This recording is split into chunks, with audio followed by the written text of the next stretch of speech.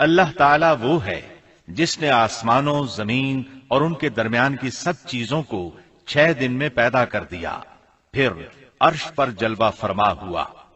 مزید اللہ تعالیٰ سورۃ الحدید آیت 4 میں فرماتے ہیں، وہی ہے جس نے آسمانوں اور زمین کو 6 دن میں پیدا کیا، پھر عرش پر جلوہ فرما ہوا۔ وہ خوب جانتا ہے اس چیز کو جو زمین میں جائے اور جو اس سے نکلے، اور جو آسمان سے نیچے آئے، اور جو کچھ اس میں چڑھ کر جائے، اور جہاں کہیں تم ہو وہ تمہارے ساتھ ہے، اور اللہ تمہارے اعمال کو دیکھ رہا ہے۔ اسی طرح اللہ تعالیٰ سورہ ہود آیت 7 میں فرماتے ہیں، اور اللہ ہی وہ ذات ہے جس نے 6 دن میں آسمانوں اور زمین کو پیدا فرمایا، اور اس کا عرش پانی پر تھا۔ امام احمد بن حنبل رحمت اللہ علیہ نے ابو رزین عقیلی سے بیان کیا ہے، انہوں نے کہا، یا رسول اللہ، أين كان ربنا عز وجل قبل أن يخلق السماوات والأرض؟ فقال صلى الله عليه وسلم: كان في عماء ما فوقه هواء وما تحته هواء ثم خلق عرشه على الماء۔ اے اللہ کے رسول صلی اللہ علیہ وسلم، آسمانوں اور زمین کو پیدا کرنے سے پہلے ہمارا پروردگار کہاں تھا؟ آپ نے فرمایا عما میں تھا، یعنی اللہ کے سوا کچھ بھی نہ تھا، نہ اس کے اوپر ہوا تھی اور نہ اس کے نیچے ہوا تھی، مطلب یہ کہ کچھ نہ تھا، پھر اس نے پانی پر اپنا عرش پیدا کیا۔ گویا یہ تھی مخلوق کی ابتدا۔ امام احمد، امام ترمذی، امام ابو داود اور بہت سے دوسرے محدثین رحمہم اللہ نے سیدنا عبادہ بن صامت رضی اللہ عنہ کی روایت بیان کی ہے۔ وہ کہتے ہیں، میں نے رسول اکرم صلی اللہ علیہ وسلم کو فرماتے ہوئے سنا، آپ فرما رہے تھے، بلا شبہ اللہ نے سب سے پہلے قلم کو پیدا کیا، پھر اللہ نے اس کو حکم دیا لکھ، چنانچہ وہ اسی وقت چل پڑا اور قیامت کے دن تک ہونے والی ہر چیز لکھ دی۔ یہ اللہ تعالیٰ کا علم تھا جس کو قلم نے اس کے حکم کے مطابق لوح محفوظ پر لکھا۔ امام مسلم رحمت اللہ علیہ نے سیدنا عبداللہ بن عمرو بن عاص رضی اللہ عنہما کی روایت بیان کی ہے، اس میں سب سے پہلی چیز کے بارے میں وضاحت کی ہے، اور جمہور فقہا کی رائے بھی یہی ہے۔ عبداللہ بن عمرو رضی اللہ عنہما بیان کرتے ہیں، میں نے سنا آپ فرما رہے تھے، اللہ تعالیٰ نے آسمان و زمین کی پیدائش سے 50,000 سال پہلے تمام مخلوقات کی تقدیریں لکھ دیں، اور اس وقت اس کا عرش پانی پر تھا۔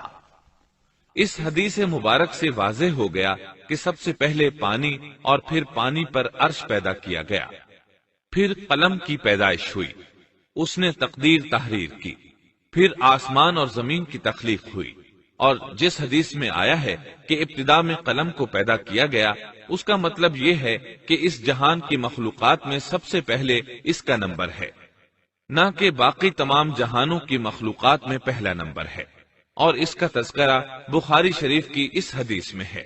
یمن سے آئے ہوئے ایک وفد نے رسول اللہ صلی اللہ علیہ وسلم سے کہا، ہم آپ کے پاس دین کی سمجھ اور ابتدائی خلق کے بارے میں پوچھنے کے لیے آئے ہیں، یہ کہ سب سے پہلے کیا چیز تھی؟ آپ نے فرمایا اللہ تھا، اس سے پہلے کوئی چیز نہ تھی، اس کا عرش پانی پر تھا، پھر اس نے لوح محفوظ پر ہر چیز لکھ دی اور آسمان اور زمین کو پیدا کیا، یعنی ابتدا میں پانی پر عرش کی تخلیق ہوئی، پھر قلم کی پیدائش ہوئی، اس نے سب کچھ لکھ دیا۔ علماء کرام کا بیان ہے، قلم کے فوراً بعد لوح محفوظ کو پیدا کیا گیا، چنانچہ قلم نے لوح محفوظ میں ہر چیز لکھ دی۔ اس کے بعد کائنات کی باقی مخلوقات اور آسمان و زمین کی پیدائش معرض وجود میں آتی گئی۔ اشیاء کی پیدائش والی ترتیب میں علماء کرام کے کئی اقوال ہیں، اور ہم نے آپ کے سامنے جمہور علماء اور فقہا کی پسندیدہ اور راجح ترتیب پیش کی ہے۔ آسمان اور زمین کی مخلوقات کی ترتیب کیا ہے، اس بارے میں امام مسلم رحمت اللہ علیہ نے سیدنا ابو ہریرہ رضی اللہ عنہ کی روایت پیش کی ہے۔ وہ کہتے ہیں، نبی اکرم صلی اللہ علیہ وسلم نے میرا ہاتھ پکڑا اور فرمایا، اللہ تعالیٰ نے ہفتے کے دن مٹی کو پیدا کیا، اتوار کے دن زمین میں پہاڑ، پیر کے دن درخت، منگل کے دن تکالیف، مصائب، جراثیم اور بیماریاں، بدھ کے دن نور کو، جمعرات کے دن زمین میں چوپایوں کو پھیلا دیا، اور تمام مخلوقات میں جمعے کے دن کی آخری گھڑیوں یعنی عصر سے رات کے درمیان میں آدم علیہ السلام کو پیدا کیا۔ مطلب یہ کہ ابتدائے آفرینش میں جن مخلوقات کی تخلیق ہوئی ان میں سے آخری مخلوق انسان تھا۔ اس حدیث میں مختلف حالات کو نہایت وضاحت سے بیان کیا گیا ہے۔ اس سے بخوبی پتہ چل گیا کہ ابتدائی مخلوقات کی ترتیب کیا تھی۔ ان میں سے آخری نمبر آدم علیہ السلام کا تھا، جبکہ آدم علیہ السلام نسل انسانی میں سب سے پہلے اور تمام انسانوں کے باپ ہیں۔ انسانوں سے پہلے فرشتے اور جن پیدا ہو چکے تھے۔ صاحب عقل مخلوقات میں سب سے پہلا نمبر فرشتوں کا، دوسرا نمبر جنوں کا اور آخری نمبر انسانوں کا ہے۔ فرشتوں کا اصل ٹھکانہ آسمان ہے۔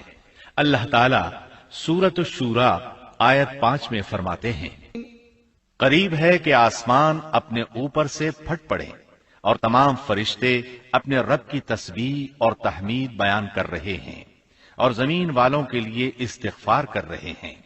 خبردار، اللہ تعالی معاف کرنے والا، رحمت کرنے والا ہے۔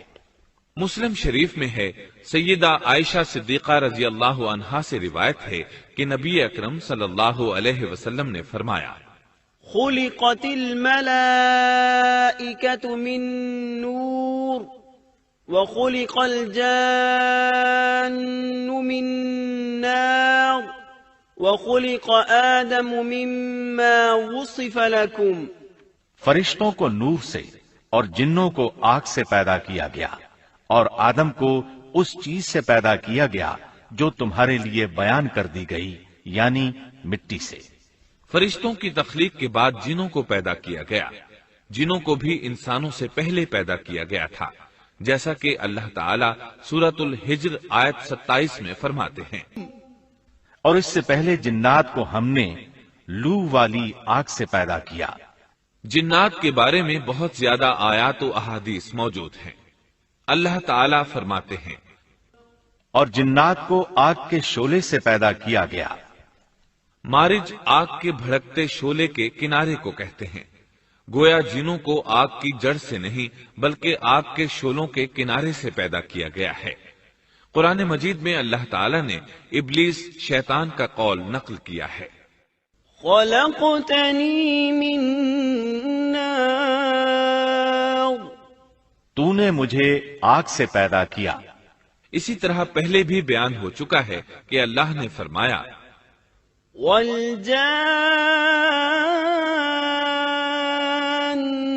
خلقناه من قبل من نار السموم، اور اس سے پہلے جنات کو ہم نے لو والی آگ سے پیدا کیا۔ یہ ہے جنات کی اصل اور بنیاد۔ ابلیس ملعون بھی جنات میں سے ہے، اور اس مسئلے میں کسی کو تردد اور شبہ نہیں ہونا چاہیے، اس لیے کہ قرآن مجید میں ہے، اور ابلیس جنوں میں سے تھا۔ مطلب یہ کہ وہ فرشتوں میں سے نہیں تھا۔ حسن بصری رحمت اللہ علیہ فرماتے ہیں، وہ پلک جھپکنے کے برابر بھی فرشتوں کی جنس میں داخل نہیں ہوا، اور نہ ہی وہ کبھی فرشتوں میں شمار ہوا ہے۔ وہ جنات میں سے ہے کیونکہ اس نے خود اقرار کیا تھا، خلقتنی من نار، اے اللہ، تو نے مجھے آگ سے پیدا کیا ہے۔ اگر یہ فرشتہ ہوتا تو اس وقت کہتا، اے اللہ، تو نے مجھے نور سے پیدا کیا ہے۔ اس لیے ابلیس کا جن ہونا روز روشن کی طرح عیاں ہے۔ سیدنا عبداللہ بن عمرو رضی اللہ عنہما اور سیدنا عبداللہ بن عباس رضی اللہ عنہما فرماتے ہیں، آدم علیہ السلام سے 2000 سال پہلے جنات پیدا کیے گئے۔ وہ ہماری اس زمین پر رہائش پذیر تھے۔ آہستہ آہستہ وہ فسق و فجور میں مبتلا ہو گئے۔ جب وہ فتنہ فساد میں حد سے بڑھ گئے، ناحق خون بہانے لگے، تو اللہ تعالیٰ نے ان کی طرف فرشتوں کا عظیم لشکر بھیجا۔ ان سے جنات کی زبردست مارکا آرائی ہوئی۔ اس مارکا آرائی میں فرشتوں نے جنات کو تہس نہس کر دیا اور وہ سمندروں کی جزیروں میں پناہ لینے پر مجبور ہو گئے۔ زمین کے ہر بر اعظم سے انہیں جلا وطن کر دیا گیا، چنانچہ آج تک ان کا مسکن یہی جزیرے اور عظیم مراکز ہیں۔ یہ واقعہ آدم علیہ السلام کی تخلیق سے پہلے ہو چکا ہے۔ احادیث مبارکہ میں ہے کہ ابلیس ملعون کا ایک تخت ہے اور وہ تمام جنات کا سردار اور حکمران ہے۔ اس کا شاہی تخت پانی پر ہے، اگرچہ اس کی متعین جگہ ہمیں معلوم نہیں۔ یہاں تک ذکر تھا سیدنا آدم علیہ السلام کی پیدائش سے پہلے کا۔